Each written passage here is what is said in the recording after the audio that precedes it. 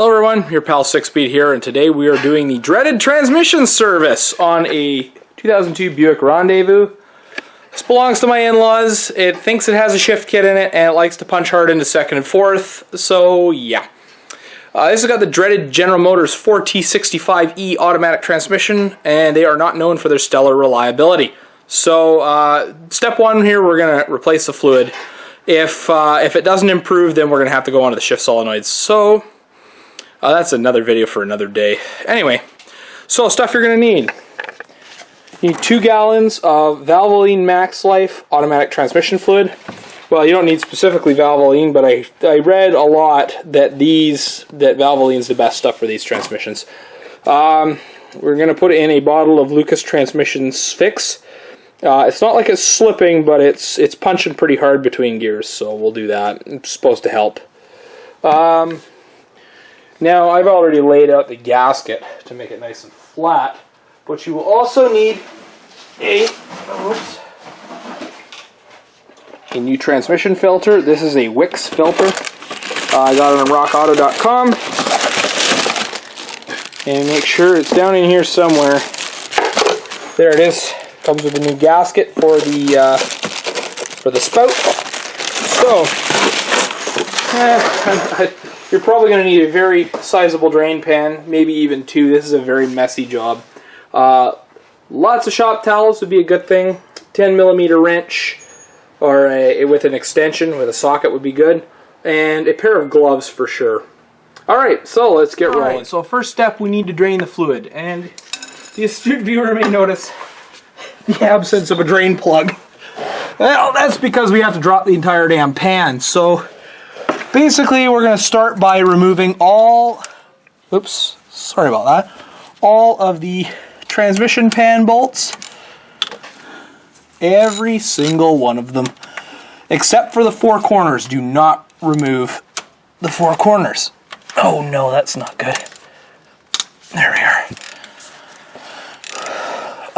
And the reason is because, well, you'll see in a sec. So, nothing's more boring than me taking out a bunch of bolts, so stay tuned.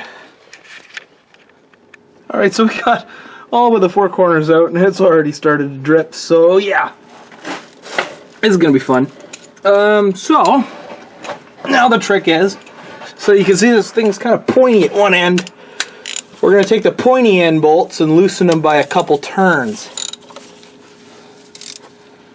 Nothing too crazy. Oh, there we go. That's all she needed. And now we just let it drip and drain. Try to get it in the pan. That works a lot better. So, once we finish draining as much as we can, then we'll move on to actually physically removing the pan. Okay, so as the fluid starts to drain,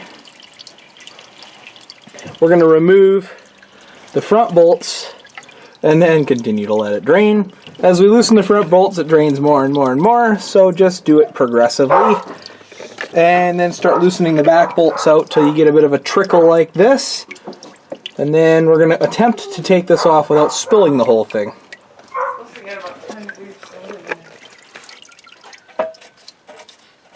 Alright, so after you get to a certain point and it's pretty much all drained, then this is the tricky part. The one hand hold the pan up, and the other hand take the 2 bolts out that are remaining, assuming that the front ones are already done.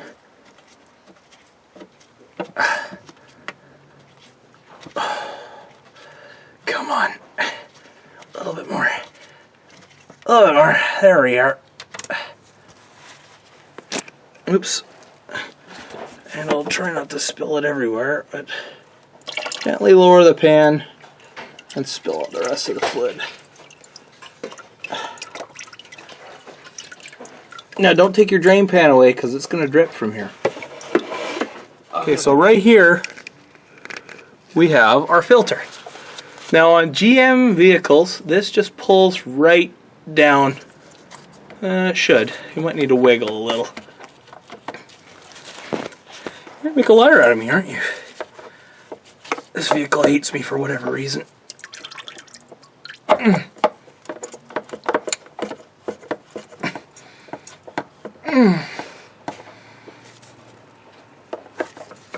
Oh! There we are. That was messy.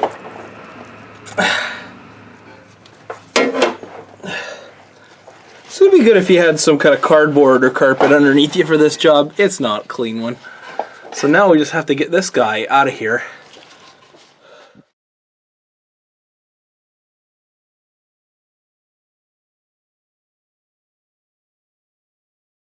So, as much as I hate to admit it, I like the Ford design on this one better. So we need to take our hammer and our screwdriver. Oh, shh. That made a mess. And we basically need to crush this thing inward.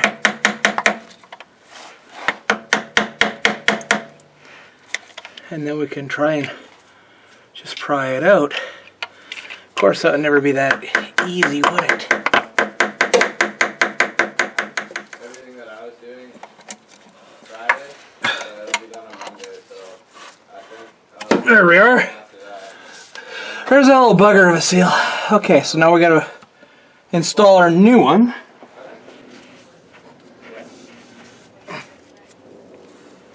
So try to keep your tools clean. My hammer's a little gross.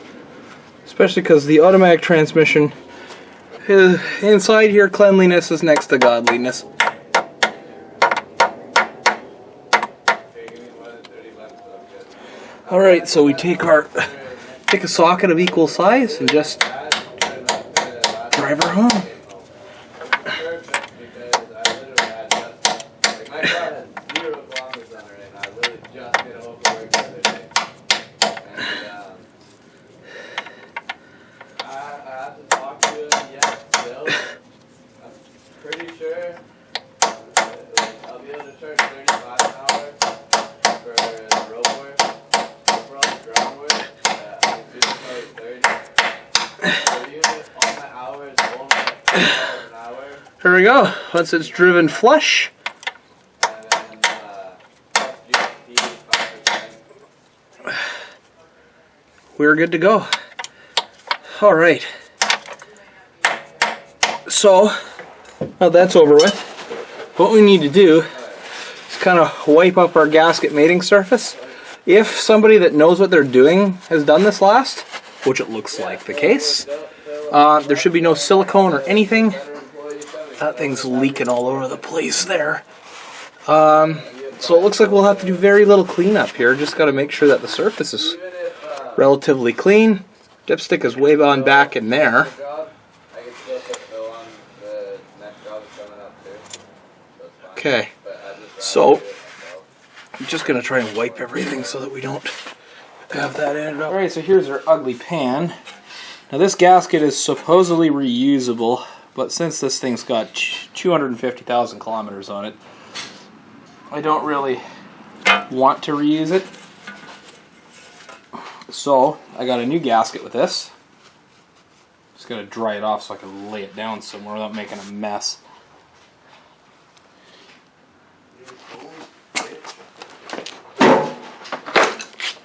So now it's time to clean our pan. Notice in the corner here there's a magnet. So what I like to do is pop the magnet out.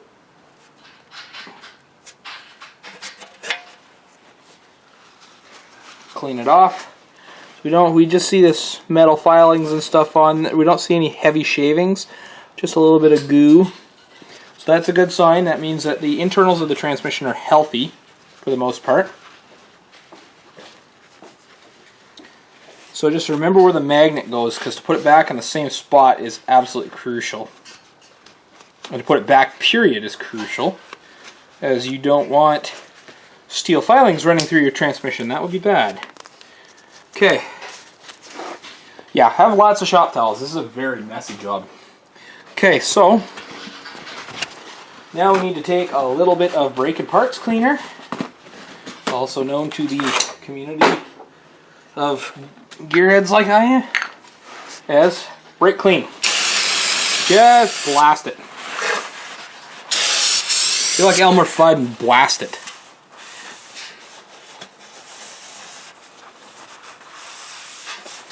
So it looks like this pan took a bit of a hit at one point. I don't know who was off-roading this thing, but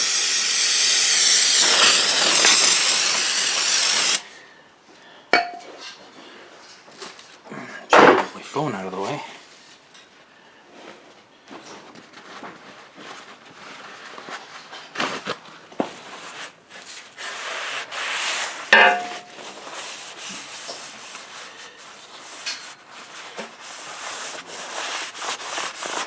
Look at that, nice and pretty.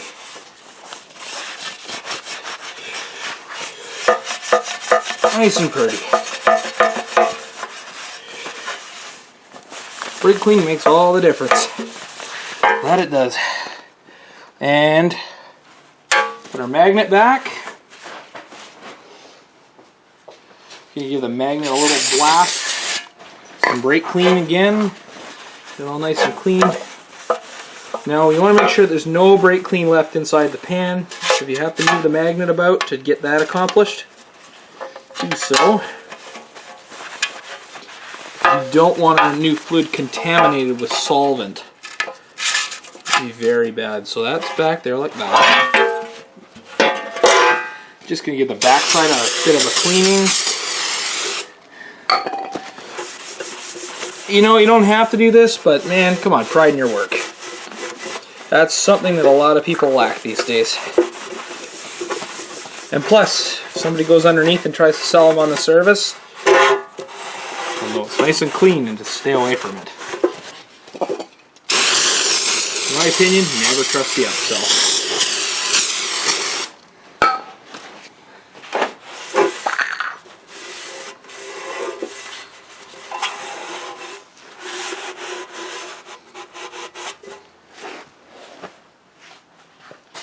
Okay, so before we get too far ahead of ourselves here, we want to glue the gasket down. So what I like to do in the corners is just put a little dab of some kind of RTV sealant. Don't go nuts. Please do not go nuts on this. Go around a couple of bowl holes, not too much. All we're doing is we're just gluing our gasket into place. If you put too much on here, it's going to slip out and you're going to end up with a horrendous transmission leak. So now what we do, take our gasket, lay it down, stick it into place.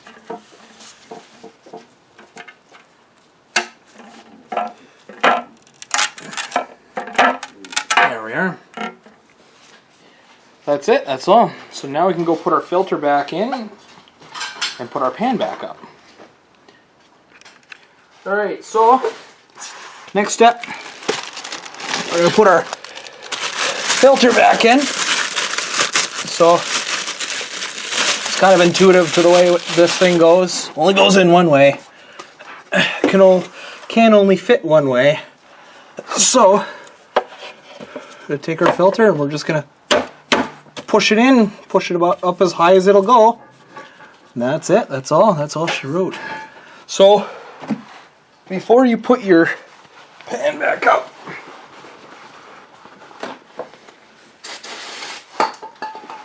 take some brake clean on a cloth and quickly wipe the surface. You don't want any fluid on your sealing surface. If you have to, wipe out the stuff that may drip inside the case here. Alright, so now we're good to go. We're going to put our gasket back in.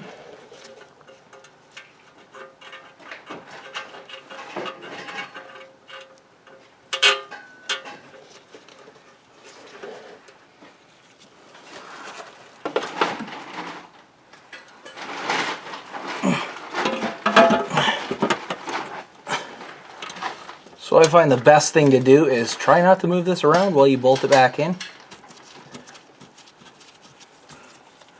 Got one in at each end.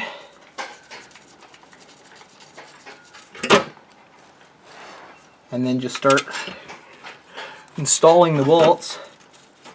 And while you're at it, make sure that the gasket hasn't pulled in. Alright, so once you get all the bolts in, tighten them in a crisscross pattern. Don't overdo it. If you over tighten, you're going to bend the pan rails. So start in each corner, snug them up, work your way around.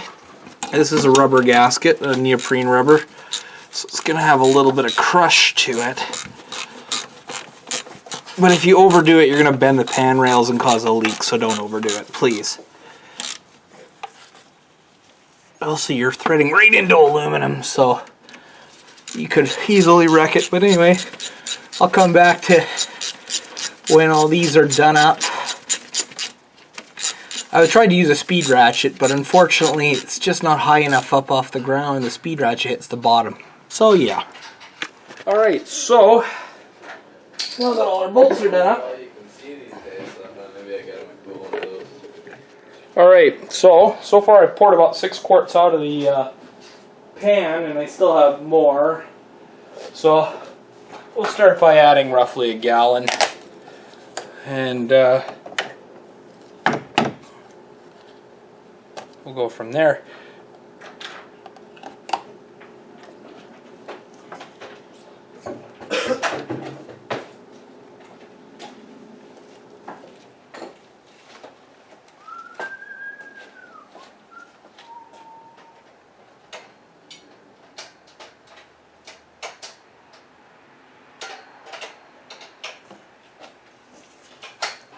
Alright, so the trick with the Lucas is to pour about half of the fluid out.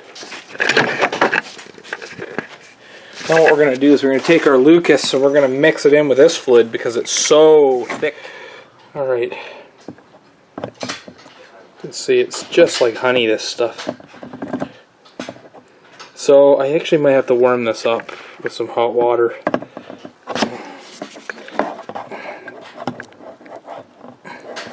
This stuff pours so slowly, it's better to just mix it with a fluid. Alright, so we got roughly 6 quarts of fluid in. I've taken the pans out from underneath.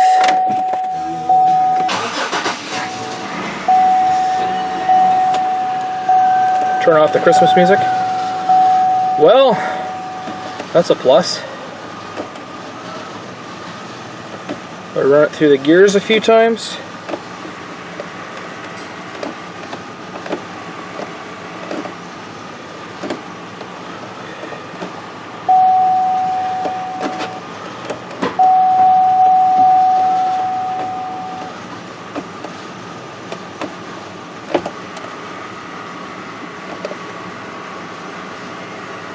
Okay, now I'm going to pull it down off the ramps and we're going to check the fluid level. Alright, so with your motor idling in park, stick the dipstick in. Now I've added exactly 8 quarts, including the Lucas. This thing sucks a lot of fluid. You see, if we turn it over, we are right at the full mark. You're just going to have to take my word for it. Notice when I took it for a drive, it's upshifting a lot nicer. Downshifting's still a little rough. We'll see if that goes away. But got no leaks on the floor and we're in good shape. So yeah, that's all you need to know about how to service a 4T65E General Motors automatic transmission. This particular transmission is in the Buick LeSabres, all the full-size GM cars. The 4T60, which uses the same filter, is in like the Malibus and stuff like that. I like this because it actually has a dipstick. That's kind of convenient. Yeah, the all-wheel drive versions are in the Aztecs and stuff like that, and I think that this same one is in the Pontiac Montanas. Anyway, I hope you enjoyed this video. I hope you found it informative and useful.